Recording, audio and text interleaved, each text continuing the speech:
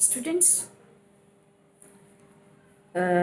हमने कंडीशनिंग पर एक क्लास, ये दूसरा क्लास है।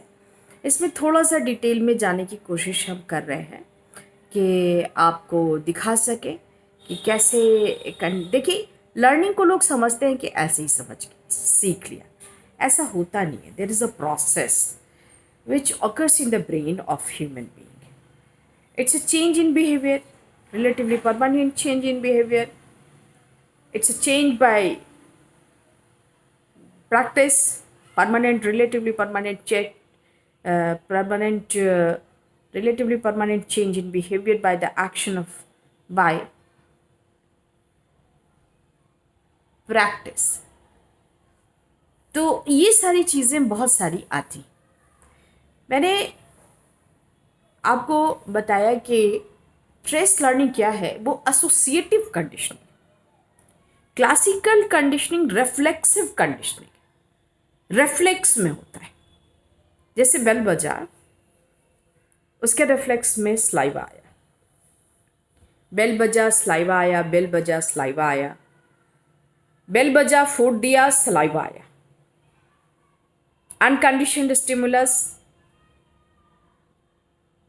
conditioned stimulus, and then natural response.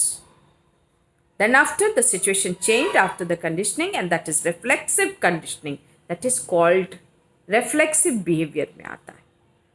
खाना देख के किसी स्लाइवा का टपकाना, सैलिवेशन होना, ये एक रिफ्लेक्सिव बिहेवियर है। उसके लिए आपको कोई भी भूख अगर आपको लगी हुई है और खाना आपके सामने आपकी पसंद का रखा जाए, तो आपको जो सैलिवेशन होगा, दैट इज कॉल्ड रिफ्लेक्सिव। इसीलिए इसको कंडीशनिंग, प्रतिवर्त क्रिया के रूप में आ जाता है। क्लासिकल कंडीशनिंग को रिफ्लेक्सिव बिहेवियर कहा जाता है। और लर्निंग ऐसे ही नहीं हो जाता है। Ivan Pavlov, Russian physiologist, interested in the behaviour, digestive system पर वो अध्ययन कर रहे थे। बार बार मैं पिछले वीडियो में भी आपसे बोल चुकी हूँ, लर्निंग के इस पर क्लास बी है, ये ए पहले मैंने दिया है जिसमें ट्रेस लर्निंग के बारे में बताया। अभी मैं आप लोगों को यहाँ पर classical conditioning, basically Ivan Pavlov का कॉन्सेप्ट है, जो रशियन साइकोलॉजिस्ट, फिजियोलॉजिस्ट है। He was not psychologist, he was physiologist है। और वो कुत्तों के डाइजेस्टिव, डॉग्स डाइजेस्टिव सिस्टम पर कर रहे थे। इसको हमेशा याद रखिएगा, ये ऑब्जेक्टिव टाइप क्वेश्चन में आपके आता रहता है। और वैसे क्वेश्चंस का ये तो बहुत पैटर्न फिक्स्ड नहीं है, कभी कुछ कभी कुछ, कभी किसी तरह से पूछते हैं लोग, पता नहीं, और उसके बाद से दैट्स देयर टेक्निक। तो पावलोव वाज स्टडी। तो मैं कह रही थी कि आपको डिलेड कंडीशनिंग, देखिए, जो इसका मानना है, पावलोव का मानना है कि लर्निंग इन कंटिग्यूटी, लर्निंग कभी भी होती किसी भी दो स्टिमुलस को जब हम कंटिग्यूटी में, यानी कंटिन्यूअस प्रेजेंटेशन करते हैं, तो लर्निंग ऑकर करता है। तो इस प्रिंसिपल को मान के चला है। टेम्पोरल एसोसिएशन जब होता है बिटवीन टू इवेंट्स दैट को occur closely together in time, अगर बहुत नज़दीक आ जाता है, the more closely in time two events occurred, कैसे करते हैं, बहुत क्लोज अगर कर देते हैं तो होती है लर्निंग, तो उसमें एक एसोसिएशन बन जाता है और एक कंडीशनिंग डेवलप कर जाती है। उसी तरह से more likely where becomes associate, time passes. तो कंटिग्यूटी ऑफ टाइम को पावलोव ने लर्निंग के लिए बहुत ही इम्पॉर्टेंट चीज़ मानी और बहुत महत्व दिया उसको। उसके साथ ही साथ डिलेड कंडीशनिंग की बात हम इसमें आपके साथ शेयर करेंगे। तो उन्होंने काफ़ी तरह की कंडीशनिंग के आपके वर्ड्स आ गए, और उन्होंने टाइम की contiguity in time, presentation of the stimulus, इस चीज़ को बहुत महत्व दी। उसके कई तरीके उन्होंने अपनाए, जिसमें ट्रेस कंडीशनिंग आई, उसी में ट्रेस कंडीशनिंग आई, और उसमें सी एस प्रेजेंट हुआ, conditioned stimulus, then U S present हुआ, लेकिन इन दोनों के बीच टेम्पोरल गैप यानी टाइम का थोड़ा सा फर्क रखा गया। तो ये एक तरह का एसोसिएटिव लर्निंग हुआ, और उसको जब ब्रेन इनकोड करता है, जब भी आप इस लर्निंग को देखेंगे, relatively permanent change in behaviour है, तो जब भी आप उस एक, मैंने उसको समझाया है पिछले वीडियो में, आप उसको देखें। अभी हम आपसे डिलेड कंडीशनिंग की बात करेंगे। तो delayed conditioning, the C S को, कंडीशनड स्टिमुलस को प्रेजेंट होना है यूएस अनकंडीशनड स्टिमुलस से पहले। अनक और सी एस जो है वो स्टे करता है, यानी रहता है, स्टे करता है उस वक्त तक जब तक कि अनकंडीशनड स्टिमुलस को प्रेजेंट ना किया जाए, उस वक्त तक प्रेजेंट रहता है। यानी सी एस का जो टाइम है प्रेजेंटेशन एंड स्टेइंग का, वो लंबा होता है, और तब stay on and until the US is presented, unconditioned stimulus के प्रेजेंट। ये एक जनरली बहुत ही generally the best, this is generally the best, इसको माना गया है।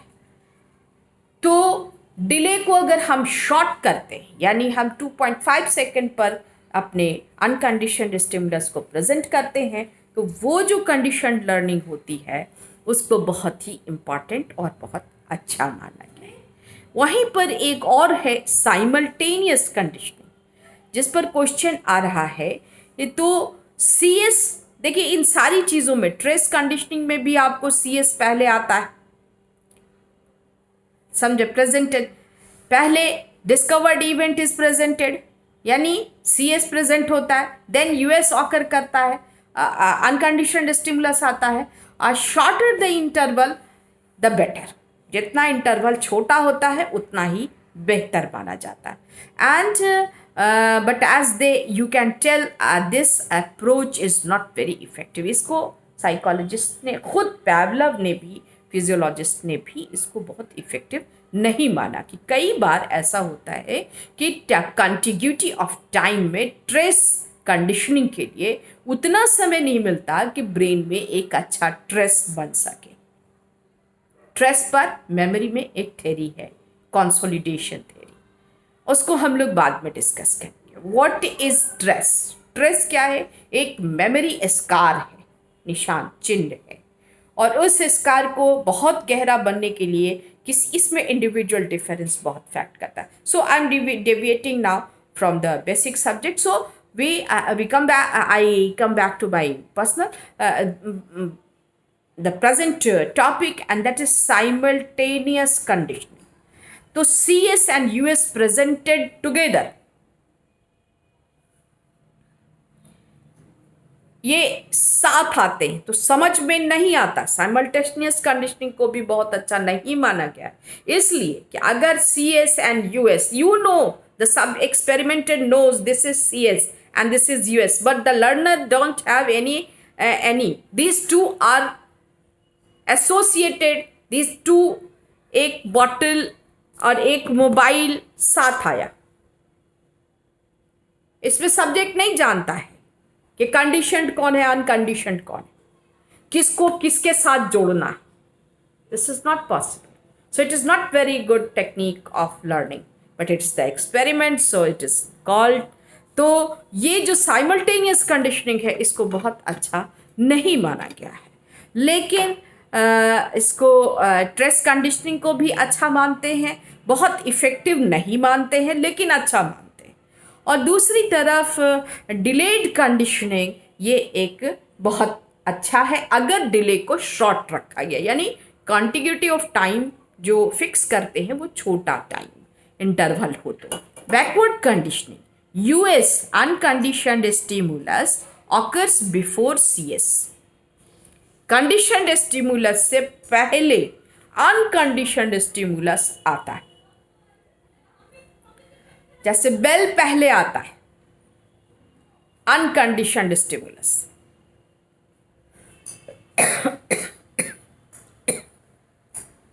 अनकंडीशनड स्टिमुलस खाना और स्लाइवा रिस्पॉन्स एंड स्लाइवा दोनों साथ आता है। पहले आता है unconditioned stimulus that is reflexive.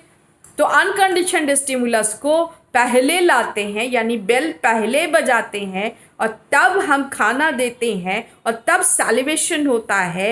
ये जो आपको है ये है आपका सबसे बेहतरीन बैकवर्ड कंडीशनिंग इसको कहलाता है, यही क्लासिकल कंडीशनिंग भी है। So I think it is clear now. वहीं पर कुछ चीज़ें हैं जो उन्होंने example food presented then the bell things, bell लाए, फूड लाए, और उसके बाद इस तरह से इसको समझाते हैं। तो इस तरह से इसको समझते हैं। This is gradual weakening the evaluation. जैसे ही हम फूड प्रेजेंट किया, फिर बेल बजाया, फिर सलीवा आया, फिर फूड प्रेजेंट किया, नहीं पहले बेल, तो ये जो आपका बैकवर्ड कंडीशनिंग है दैट इज़ द बेस्ट माना जाता है। इसको सबसे अच्छी कंडीशनिंग मानी गई है।